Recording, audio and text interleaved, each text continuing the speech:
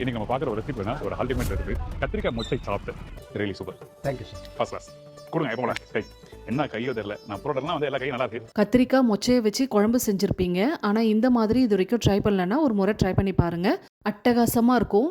கத்திரிக்காய் மொச்சை சாப் செய்யறதுக்கு முதல்ல கத்திரிக்காவை நீட்டாக கட் பண்ணி அதில் உப்பு, மஞ்சள் தூள், மிளகாய் தூள் சேர்த்து 5 நிமிஷத்துக்கு வேக வச்சு எடுத்துக்கோங்க. கத்திரிக்காய் நல்லா வெந்துடும், ரொம்ப குழைய விட்டுறக்கூடாது. அடுத்து கடாயில் எண்ணெய் ஊற்றி கடுகு போட்டு பொரிஞ்சதும் கருவேப்பிலை, வெங்காயம் போட்டு வதக்கணும்.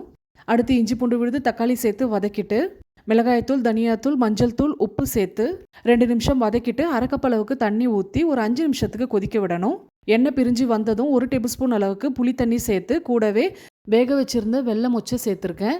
இதுக்கு பதிலாக நாட்டு மொச்சை கூட சேர்த்துக்கலாம். அடுத்து தேங்காய், முந்திரி, கசகசா அரைச்சி அந்த விழுதையும் சேர்த்துட்டு நல்லா கிளறி கொடுக்கணும். தண்ணி நல்லா சுண்டி வந்ததும் வேக வச்சு வச்சுருந்த கத்திரிக்காவை சேர்த்து கிளறி ஃபைனலாக கொத்தமல்லி தூவி இறக்கிட்டோன்னா சூப்பரான கத்திரிக்காய் மொச்சை சாப்ஸ் ரெடி.